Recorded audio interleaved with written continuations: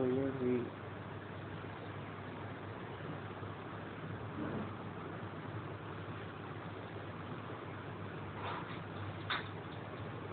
we are here in the third part of real number. Real number part 3. What we are going to study? We are going to study of the remaining part of the real number, and that is revisiting the irrational number. After that, we are going to discuss some questions on teaching questions books. Yesterday we have discussed about fundamental theorem of arithmetic, and now we are going to discuss about the revisiting of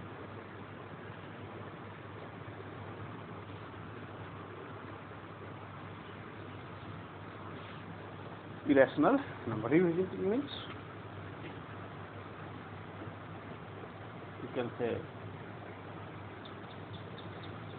irrational number, and some few parts we have discussed in the earlier previous video number 2, part 2, about the how can you prove root 3 is an irrational number, how can you prove root 5, how can you prove 3 plus root 5, etc.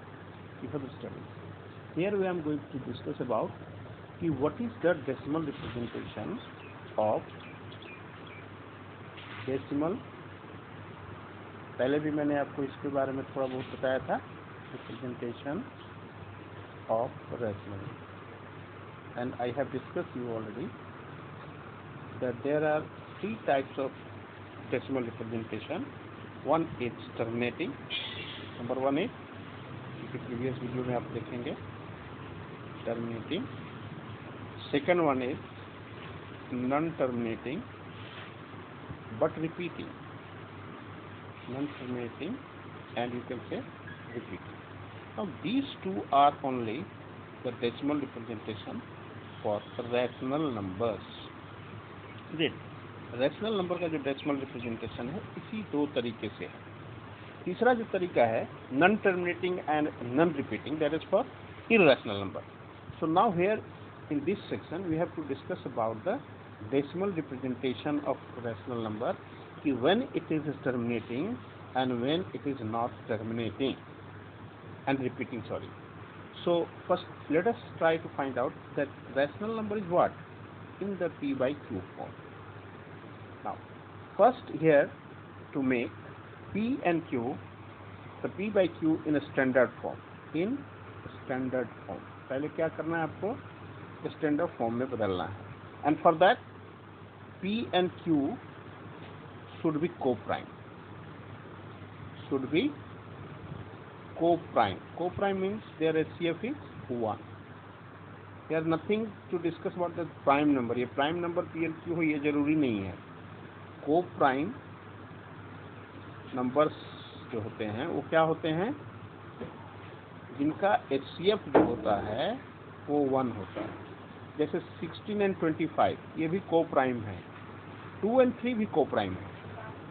हालांकि 2 and 3 are the prime and 16 and 25 are composite. But what we find that in these two HCF is 1. Here is also 1. So whenever P by Q, a rational number P by Q, where P and Q are co-prime, means the HCF of P and Q is 1, then after that you just find ये P by Q में what is the nature of Q? Nature of Q. What do you mean by nature of Q? Means यहाँ पर हम लोग check करेंगे कि what is the prime factorization, prime factors of Q. ये check करना है. Now prime factors of Q.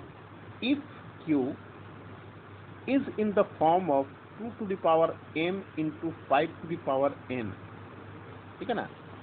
Where m and n are whole number. Where m and n are whole number.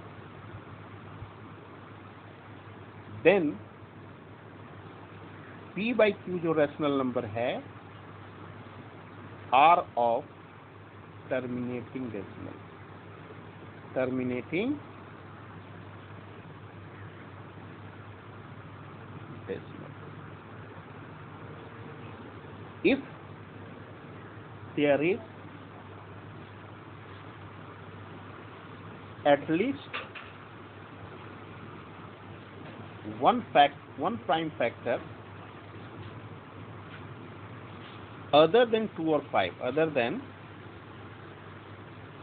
2 or 5, 1 minute, one other than, ये जो है m n r whole number means n और m 0 भी हो सकता है. 0 होने के सपोज 2 द पावर 0 यानी 2 वहां पर दिखाई नहीं देगा. ठीक है ना. 5 का पावर 0 मीन्स 5 वहां पर दिखाई नहीं देगा. तो इस prime factors, one prime factor at least, कम से कम एक prime factor other than 2 and 5 हो, then the rational number is of non-terminating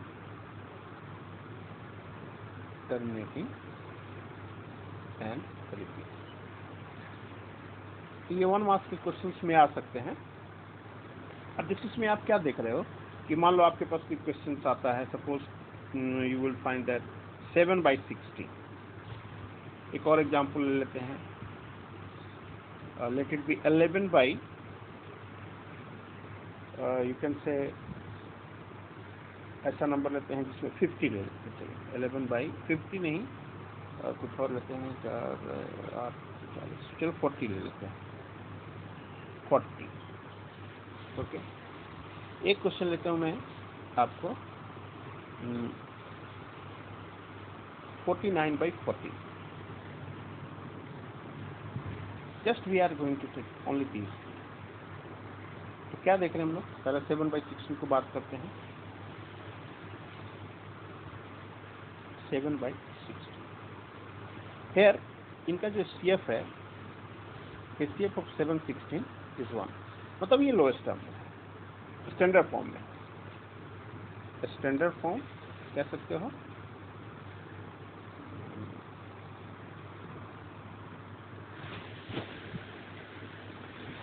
standard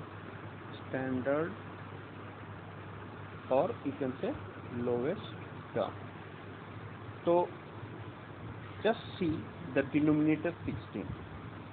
Clearly it is 2 to the power 4. Means it is 2 to the power 4 into 5 to the power 0. तो 7/16 का जो decimal representation होगा that should be terminating. फिर हम लोग इसको बाद में डिस्कस करेंगे, इसको आप ध्यान रखिए. Now next one is I have taken 11/40. Okay, 11/40. Clearly, 40 is 8 into 5, 2 का पावर 3 into 5. यहाँ हमने आपको बताना मैं छोड़ दिया. SCF of 11 and 40 यहाँ भी क्या है? 1 है. तो लोएस्ट टर्म में है. तो here जो Q हमारा था वो 2 to power 3 into 5 मीन्स किस फॉर्म में है कि नहीं? फॉर्म में. सो अगेन 11/40 जो है वो भी क्या है? टर्मिनेटिंग. ठीक है ना. Now come to the next one 49/40. 49/40. Here what you find. छक्के में अगर कहोगे तो 14 का फैक्टर क्या आएगा? 14 का फैक्टर है 2 into 7. Here 7 is other than 2 और 5. तो कहेंगे सर ये तो नॉन टर्मिनेटिंग एंड रिपीटिंग हो गया. नो, पहले हम लोग देखते हैं कि whether the rational number is standard form और not.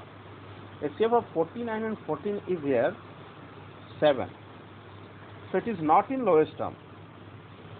Not in lowest term. So make it. क्या करो इसको? Make it. lowest term में बनाइए.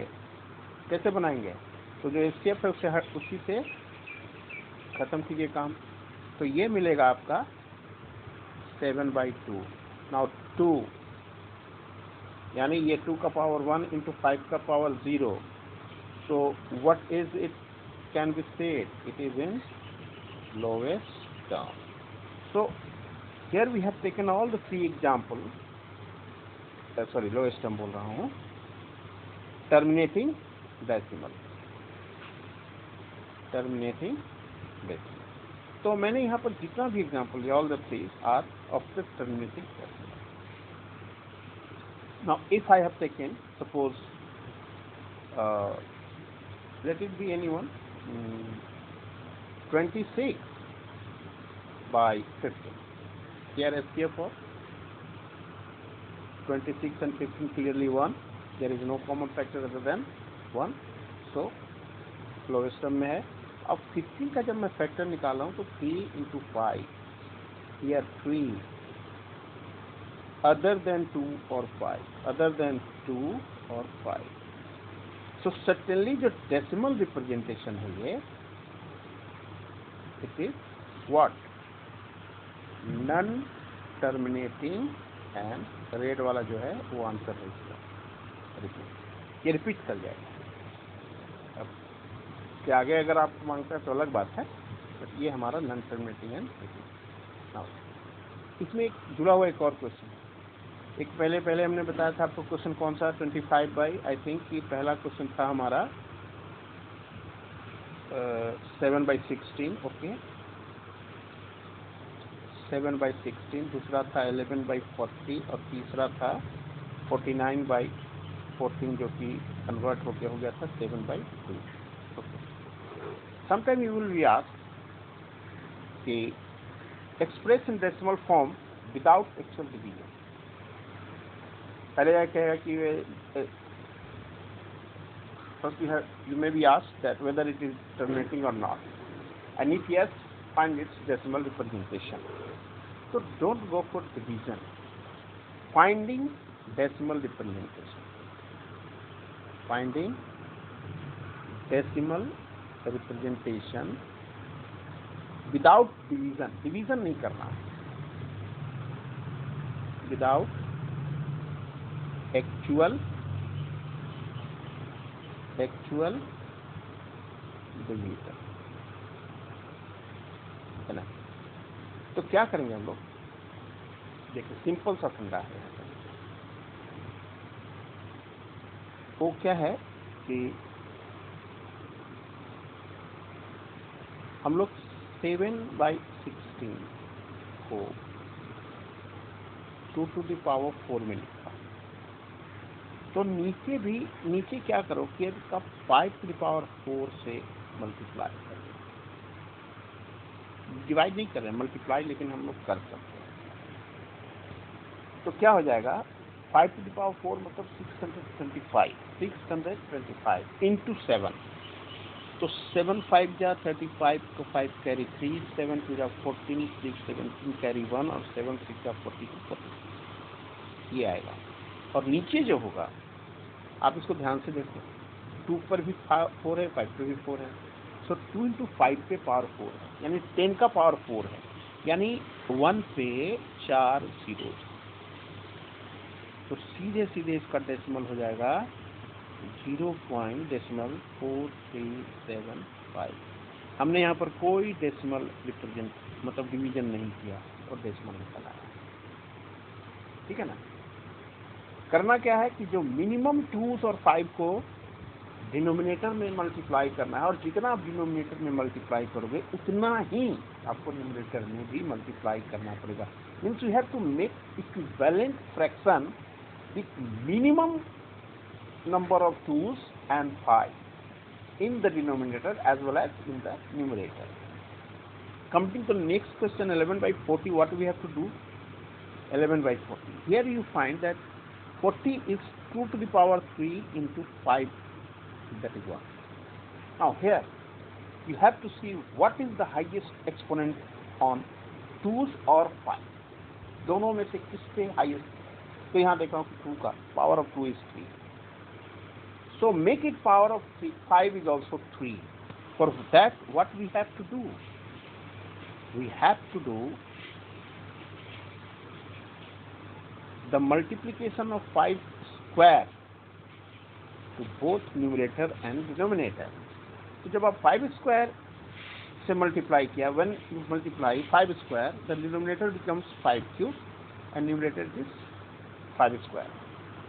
So 11 into 25 और नीचे डिनोमिनेटर में 10 का पावर 2 यानी 1000.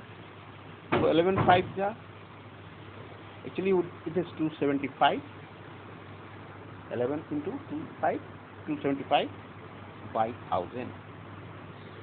So what is this decimal representation? Tell me, क्या होगा इसका decimal representation? So 0.275 without any division. Next one is 7 by 2. Simply 2 का power 1. So simply make one more 5. So 35 by 10 and it is 3.5. Okay, the main aim is to make the denominator in the multiple of 10. Multiple of 10. So if you have 3 as in the denominator, you can't make it 10 or 100 or 1000. So it should be either 2s or 5 so that you can make it 100 by multiplying some more 2s or 5. But try to get it the minimum number of 2s or 5 to making it in the multiple of 10. वैसे तो इसमें हम एक 2 और एक 5 और भी करके नीचे तो क्या होगा, उससे नीचे 100 हो जाएगा. तो 100 होने से क्या होगा, ऊपर ये भी बढ़ जाएगा, 350 हो जाएगा. तो 350 by 100 again becomes 3.5. Isn't it? So this is what the direct finding the decimal expansion of any terminating decimal, not non-terminating. Non-terminating, so you have to go for division. Okay. So in the last exercise of the chapter, you will find that without actually performing the long division, state whether the following rational numbers will have a terminating decimal expansions or a non-terminating repeating decimal expansion without performing actual division. एक question इस यहाँ से मैं ले रहा हूँ. एक question है 77 by 210. Clearly you will find that here 7 is a common factor other than. So if you go for this one, it is 11 and it is 30. 11 by 30. Okay, lowest term हो गया. But what is 30? That is 2 into 3 into 5. 2 into 3 into 5. Is it? Here you find 3 is a factor, prime factor other than 2 and 5. So the expansion is non-terminating and repeating. Clearly? Let us take one more example from the same exercise. I will go for just I am trying to get it 6 by 15. Okay, 6 by 15. Again you find that the LCM of 6 and 15 is 3, so you go for this one 2 by 5. Okay, so denominator में केवल 5 है. ऐसे simple सी definition में आप देखिए, simple सा अगर logarithm रखते हो तो क्या होना चाहिए कि prime factor of denominator should be either 2 और 5 और both, nothing third prime factor. या तो केवल 2 में हो, या तो केवल 5 में हो, चाहे अकेला या कई, या दोनों हो, इसके अलावा कोई ना हो. यहाँ देखो केवल 5 है तो okay, it can be written है. 5 को कैसे लिख सकते हो आप, 2 to the power 0 into 5 to the power 1. तो हमारा कंडीशन फुलफिल हो गया. सो ये टर्मिनेटिंग है. क्या है ये? टर्मिनेटिंग. अब कह रहा है कि इसको फाइंड कीजिए कि अगर है तो इसका long division, without long division से आप इसके एक्सपेंशन को बताइए. मतलब ये तो बताना है टर्मिनेटिंग, लेकिन अगर इसके वैल्यू भी निकालने के लिए कहा तो क्या करेंगे? 5 को 10 के मल्टीपल बनाने के लिए जो मिनिमम टूल्स हमें चाहिए तो ये हो जाएगा 4 by 10. इस एक्सरसाइज के क्वेश्चन का ये पार्ट नहीं है आंसर. Just think about. ये मैंने आपको बताया कि sometimes it will be asked. This is not. आपका केवल यही हिस्सा है, इतना ही हिस्सा है आंसर का. So this is the last topic of the real number. Write down the decimal expansion of those rational numbers. अब इसी में से पूछा है. अगला क्वेश्चन यही है कि जो क्वेश्चन नंबर 1 में जितने भी सारे हैं देयर आर 10 रैशनल नंबर्स जो जो रैशनल नंबर आपने टर्मिनेटिंग में बता दिया तो फिर उसका डेसिमल एक्सपेंशन भी बताइए, है ना, ओनली फॉर टर्मिनेटिंग के लिए, जितने भी हैं वो आपको बताना है, ठीक है। अच्छा, लास्ट क्वेश्चन एक और है, इसमें समटाइम्स एक बड़ा ही क्वेश्चन को थोड़ा सा मैं आपको बता रहा हूँ कि there are two question, two number, sorry, one is 43.1 2 3 4 5 6 7 8 9, another one is 0.12012 0012 00012 0000 and dot dot dot। तो इसको बताइए, डेसिमल एक्सपेंशन में दिया हुआ है कौन सा टर्मिनेटिंग है, कौन सा टर्मिनेटिंग है। देखिए, first look, whenever you find after decimal, जैसे इसमें आपने देखा और दोनों में, if I am writing here, suppose 1.235 and it is written dot dot dot dot dot, this represent, ये जो डॉट वाला पार्ट है ये रिप्रेजेंट करता है नॉन टर्मिनेटिंग, ठीक है ना। जैसे इसमें डॉट नहीं है, there is no dot, so it is what, terminating, ठीक है ना। अब आप इसको तो नॉन टर्मिनेटिंग कह दिया, अब ये सोचना है कि नॉन टर्मिनेटिंग भी तो दो तरह के हैं, there are two kind, repeating and non repeating. तो चलिए इसको देखते हैं कि क्या है। जो क्वेश्चन है 0.12 012 0012 00012 0000 डॉट डॉट। एक और एग्जाम्पल ले रहा हूँ साथ में लगे, इसी को लिख रहा हूँ 0.12 012 012 012 0 डॉट डॉट। एक और ले लेगा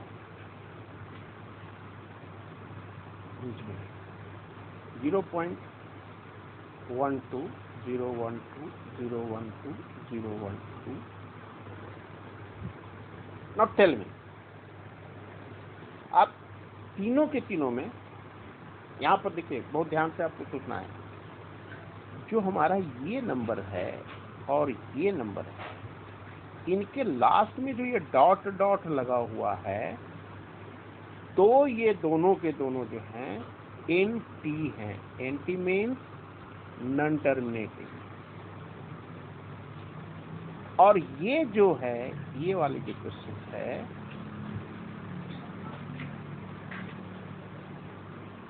ये वाली, अब चाहे गलती से चाहे जैसे इसमें डॉट डॉट नहीं लगा हुआ है तो ये टर्मिनेटिंग है, ठीक है ना।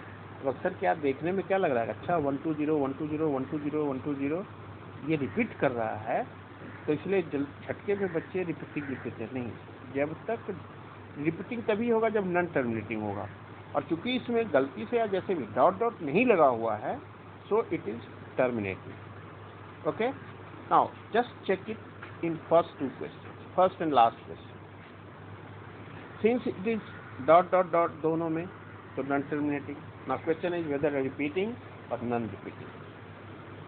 तो देखिए थर्ड वाले 120 120 120 120 ये रिपीट कर रहा है, कौन सा, ये सेट रिपीट कर रहा है, ये सेट रिपीट कर रहा है। तो it is NT R mean non terminating and repeating. What about in the first one? First one में देखिए 120, then 1200, then 12000, then 124 टर्मिनेट नहीं कर रहा है, बट एक पैटर्न क्या रहा है कि 1 2 तो आ रहा है, लेकिन उसके बाद 1 0 है, नेक्स्ट में 2 0 हैं, फिर 3 0 हैं, तो फिर 4 0 हैं। इसका मतलब अगला पार्ट जो होता है वो होता है 1 2 और उसके बाद 5 0, फिर उसके बाद 1 2 तो 6 0, ऐसे बढ़ता चला जाता है। तो इसको कहेंगे NT NR, non terminating and non repeating. So sometimes you may be asked, give an example of one terminating, one non terminating। देखिए एक टर्मिनेटिंग का दीजिए आप एग्जाम्पल, एक NTR का दीजिए और एक NT NR का दीजिए। तो वेरी सिंपल, टर्मिनेटिंग में तो कुछ करना ही नहीं है, कुछ भी आपको नंबर लेगा 17.123 हो गया खत्म terminating. Non terminating and repeating में क्या करना है, कुछ भी लिखने का मन हो तो 3.1212 डॉट डॉट हो गया। और NT&R में क्या करो आप, 4 ले लिया। आप 2-3 नंबर ऐसा चूज करो कि जिसमें 2 फिक्स कर या एक ही कर सकते, जैसे 1 1 0 1 0 0 1 0 0 डॉट डॉट, ये हो गया NT&R। इसमें क्या किया, 1 तो आ रहा है लेकिन 1 के बाद 1 0, अगली बार 2 0, अगली बार 3 0, तो नेक्स्ट टाइम 4 zeros, फिर 5 zeros and so on, so it is NT&R। Simply you can find out the example. Now moving to एक और चीज बता दूं, जैसे नॉन टर्मिनेटिंग में अगर आप 1/1 को 7 से डिवाइड करो या किसी चीज को 17 से डिवाइड करो,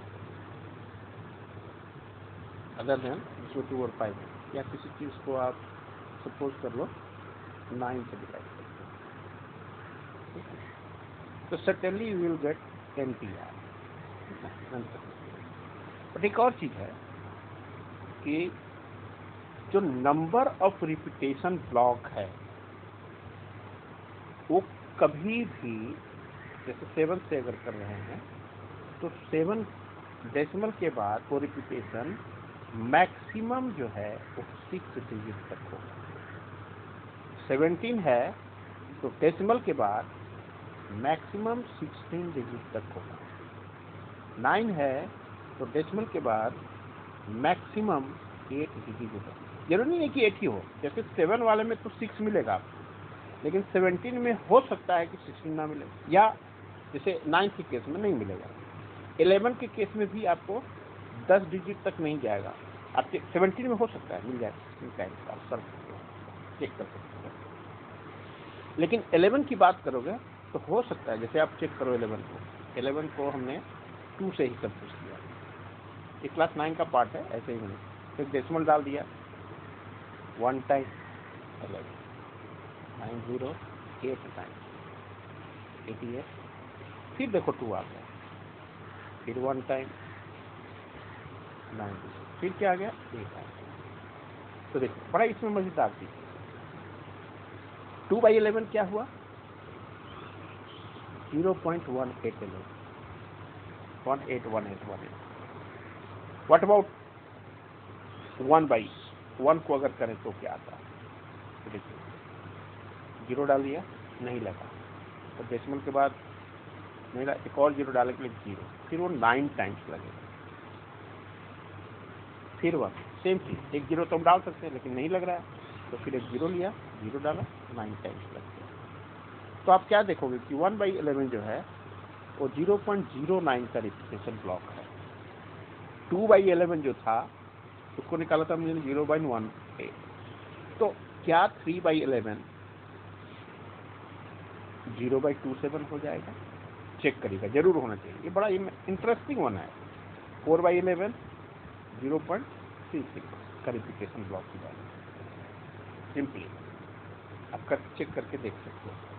देखते हैं हम लोग 8/11 क्या आता है या 9/11 क्या आता है।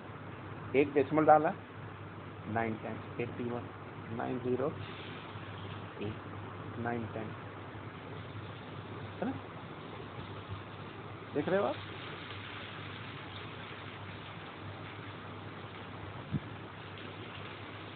नाइन डाला ना, 9 हो गया,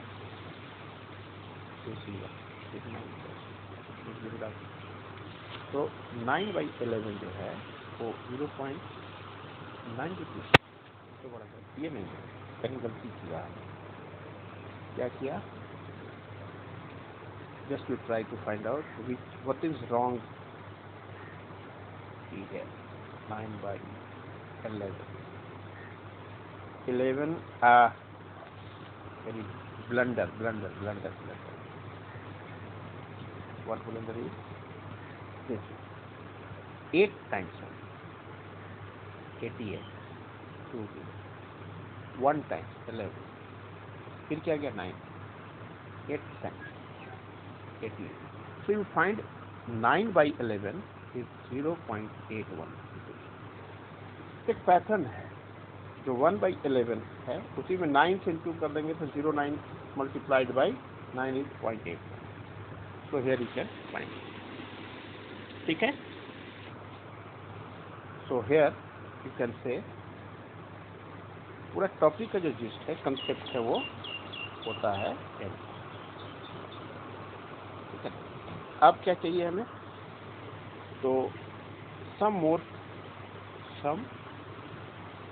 questions for review. Some questions for review. The whole topic.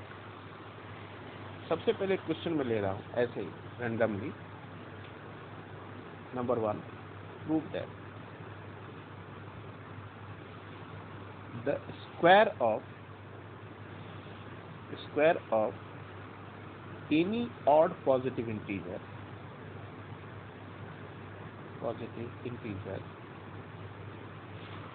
is of the form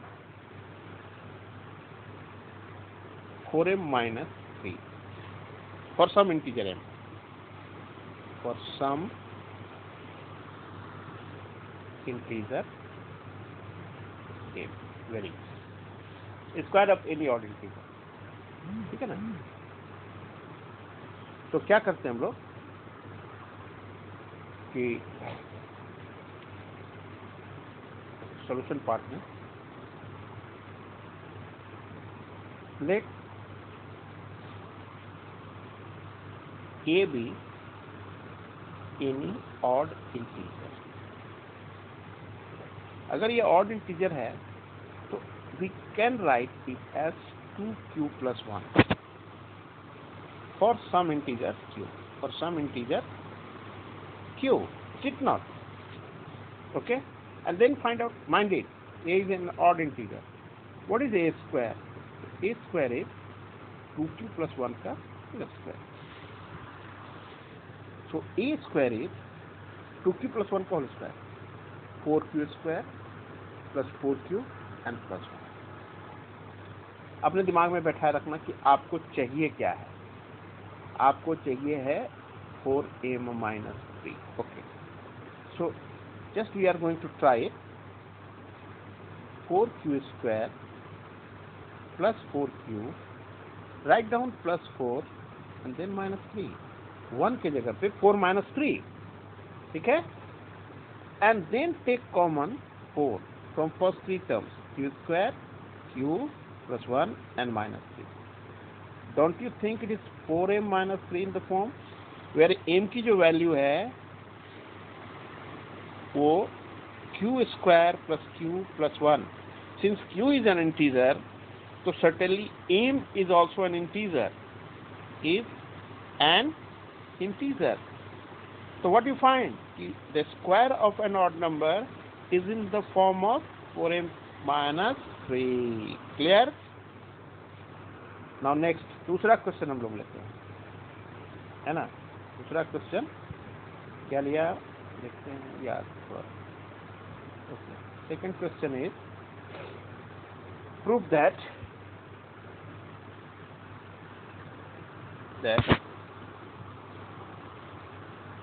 n square plus n is an even integer. For any integer है, n कोई भी integer हो, for some integer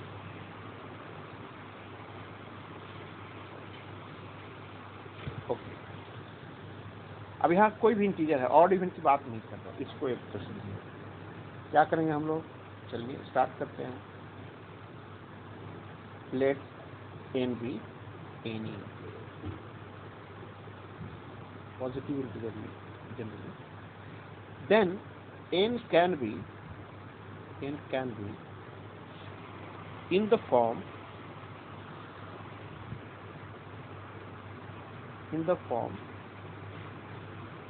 2m or 2m plus 1 for some integer n. For some integer n. Okay. तो अब discuss करो बारी बारी से. पहला केस n अगर 2m है तो what is n square plus m? तो 2m square plus 2m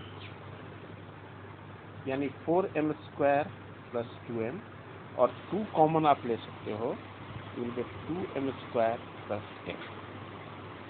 Can you say it is 2 cube? यानी divisible by 2 कह सकते कि नहीं आप? Which is divisible by 2. That means n square plus n is even integer. कब? when n जो है आपका 2m के फॉर्म में। अब सेकेंड केस डिस्कस करते हैं। when n जो है ऑड नंबर मतलब 2m plus 1 के फॉर्म में, then what is n square plus n? we have to write down. n के जगह पे 2m plus 1 रख देंगे, replace n by 2m plus 1, then you will get 4m square plus 4m plus 1 plus 2m plus 1. That is n square plus m की value है 4m square plus 6m and plus 2. अगर आप 4m square 4m plus 2m 6m and 1 1 will get 2. This you can take common 2m square plus 3m plus 1, which is also divisible by 2. लेकिन यहाँ पर जो value है ना वो integer होना जरूरी है here. और you know m is an integer, so m square is also integer. So 2m square integer, 3m integer, 1 integer, और sum of all integers is an integer. यहाँ पर कोई फ्रैक्शन होगा तो हम नहीं कह सकते 2 का डिविजिबल, तो ये आपको ध्यान में रखना होगा, इसको डिक्लेयर करना पड़ेगा कि इट इज एन इंटीजर, और वो है. So it is also divisible by 2. So what we find, whatever n may be, n square for plus n is always the even integer. कुछ भी n हो, किसी भी फॉर्म में हो, देखो इवन नंबर होगा तो इवन का स्क्वायर इवन, और उसमें इवन जोड़ेंगे तो इवन आएगा ही आएगा. अगर n ऑड होगा तो ऑड का स्क्वायर एक ऑड नंबर, और उसमें एक और ऑड जोड़ोगे, सिंपल सा फंडा है, odd plus odd is an even. So always this is an even number. ठीक है सर, आप लोग के लिए जो भी आप इसको देख रहे होंगे. Now I am going to take another question. For some integer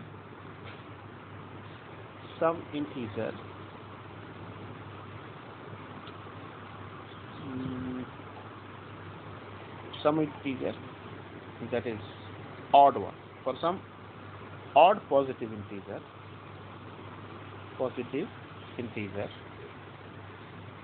n, show कीजिए so that n square minus 1 is divisible by 8. ठीक है ना, ये question. Okay, let us discuss n square minus odd integer. अभी पिछले बार क्या odd integer पहला question जो लिया था उसमें 2m plus 1 लिया था. Let a be any odd positive integer.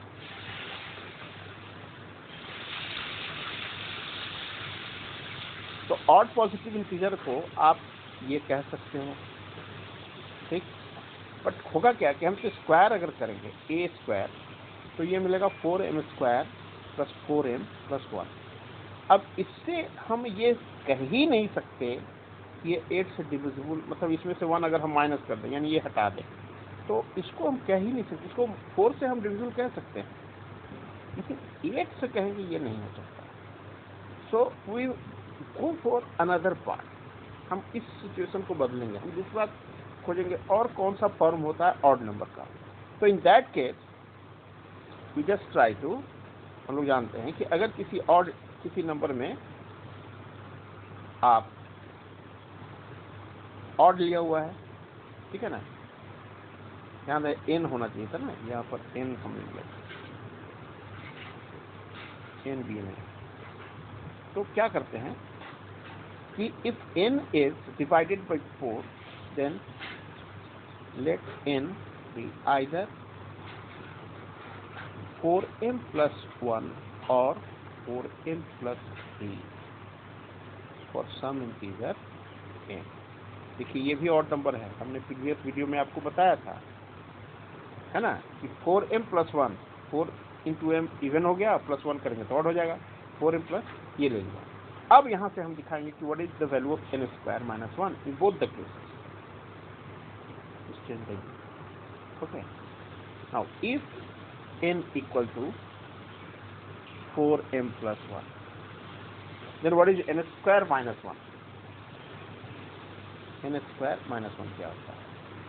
तो 4m plus 1 का square minus 1, 16m square plus 8m plus 1 minus 1। तो इन फर्स्ट टू से आप 8 कॉमन ले लो, 2m स्क्वायर प्लस 8, और ये तो गायब हो गया। तो 8 इंटू सम इंटीजर क्या कहेंगे, विच इज डिविजिबल बाई 8। तो पहला केस जो 4m plus 1 ऑड नंबर था तो हो गया। Now next one, if n is 4m plus 3 then what is its square? नहीं square, n square minus 1। Okay, it is 4m plus 3 का square n minus 1। वो क्या हो जाएगा, 16m square plus 4 3 12 24m plus 9 and minus 1. So we have 16m square plus 24m and plus 8. If you take 8 as common, 8 ही ले सकते हैं maximum, 3m and plus 1, ये सारा इंटीजर है ना। So again कह सकते हो which is divisible by 8. So whatever the form, whether n is in 4m plus 1 or 4m plus 3, the square minus 1, its square minus 1 is always divisible by 8. तो हमने क्या कर दिया, प्रूव कर दिया, है कि नहीं।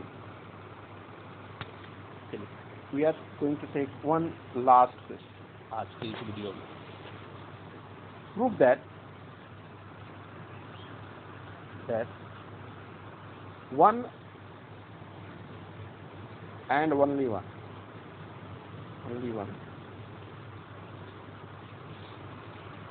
out of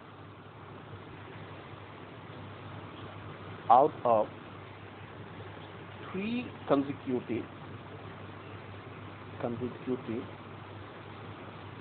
positive integers, या कोई भी हो positive integer, is divisible by 3 consecutive integers. Let the 3 consecutive integer be n plus 1 n plus 2, है ना। Let us take, let n plus 1 n plus 2 be 3 consecutive integers.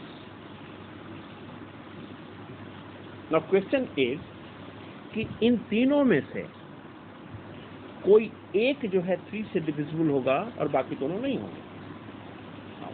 n तो कोई भी integer है, पहले n को हमें सपोज करना पड़ेगा। So by using Euclid algorithm, Euclid division lemma, by EDL, n can be expressed as 3m plus 1 or 3m plus 2 for some integer m। ये लिखना जरूरी है, for some integer m, ठीक है ना, क्योंकि इंटीजर होना जरूरी। इंटीजर ही अगर मल्टीपल में आएगा, 2 इंटू सम m कहेंगे तभी हम कहेंगे 2 से डिविजिबल है, 3 इंटू m कहेंगे तभी कहेंगे 3 से डिविजिबल है। अब इसकी डिविजिबिलिटी दिखानी है 3 से। n को लिया हमने, तो हम बारी बारी से n जब 3m होगा तो n+1 n+2 को भी देखेंगे कि क्या होगा। n जब 3m+1 होगा उस समय n+1 n+2 की नेचर को देखेंगे क्या होगा, डिविजिबल है कि नहीं। n जब 3m+2 है तब हम n+1 n+2 को भी चेक करेंगे। तो बारी बारी से in each and every case 1 जब n हमारा 3m के पोजीशन में, तो उस समय n+1 क्या होगा, मतलब उसका नेक्स्ट इंटीजर, तो 3m+1 होगा। और उसी समय n+2 क्या होगा, तो 3m+2। माइंड इट, n की वैल्यू हमने 3m लिया हुआ है। अब ये जो तीनों कंसेक्यूटिव नंबर हैं, एक n, एक n+1, एक n+2, ये इस फॉर्मेट में आ गए। देखिए, इससे कंफ्यूज मत होना कि हमने n को इस तरीके से लिया हुआ है और वही चीज यहाँ मैं फिर से लिख रहा हूँ। नहीं, n का पहला पार्ट लिया, उसके हिसाब से n+1 n+2 की वैल्यू लिखूंगा। तो आप देखो कि पहले में क्या है, 3m which is divisible by 3, और ये 3m+1 जो है clearly which is not divisible by 3, ये भी which is not divisible by 3. तो when n is equal to 3m, तो पहला ही नंबर डिविजिबल है, बाकी दोनों नहीं है। केस 2 लेते हैं, यहां से समझ में आएगा कि क्या हो रहा है। अब n को मैंने दूसरा वाला हिस्सा लिया 3m+1, तो क्या आएगा, सर्टेनली ये तो डिविजिबल नहीं है, which is not divisible by 3, क्योंकि 1 रिमाइंडर दे रहा है। तो उस केस में उसका अगला एक्सप्रेशन जो है 3m+1 क्या होगा, तो ये 3m+1 n+1 that is 3m+2। अच्छा, ये भी नहीं होगा, again which is not divisible by 3।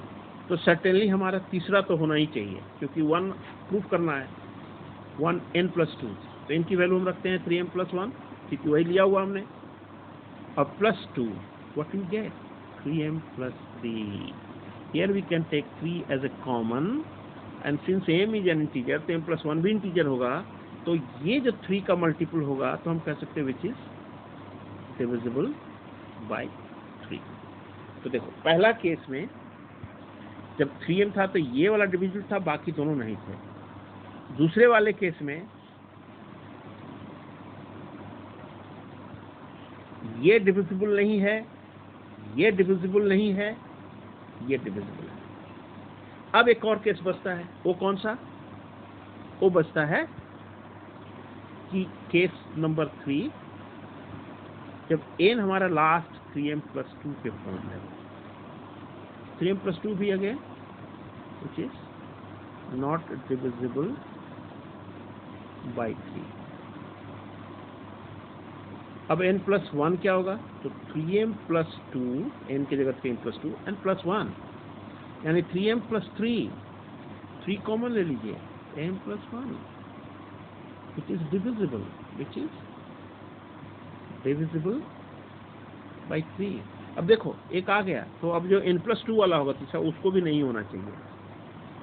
Now n+2, n की जगह हम 3m+2 लिखते हैं, n+2, तो ये हो गया 3m+4। ओके, 3m+4 कोई फॉर्मेशन नहीं होता है, 3 से डिवाइड करने पर 4 रिमाइंडर नहीं आना चाहिए, हमें हमेशा इक्वल डिवीजन लेमा को फॉलो करते रहना है। तो 3m+3 और +1 लिखा हमने, तो ये क्या हो गया, 3 × m+1 n+1, तो ये देखो 3q+1 के फॉर्म में हो गया। तो क्या कहेंगे, which is not divisible by 3। तो हमने जो तीनों केस डिस्कस किया, उसमें पहले में देखा कि n डिविजिबल था, बाकी दोनों नहीं। दूसरे में देखा n+2 डिविजिबल था, बाकी नहीं। और तीसरे वाले में देखा कि n+1 डिविजिबल है, बाकी दोनों नहीं। तो that means therefore 1 and only one out of 3 consecutive integers, 3 consecutive integers is divisible। ये इवन भी हो सकता है, negative all terms divisible by. तो ये हमारा जो है पार्ट हो गया। So thank you very much. This is the topic. Next one more video I will try to prepare for some more important questions, and then we are going to complete the chapter. Thank you. Have a nice day. Be safe. Stay at home.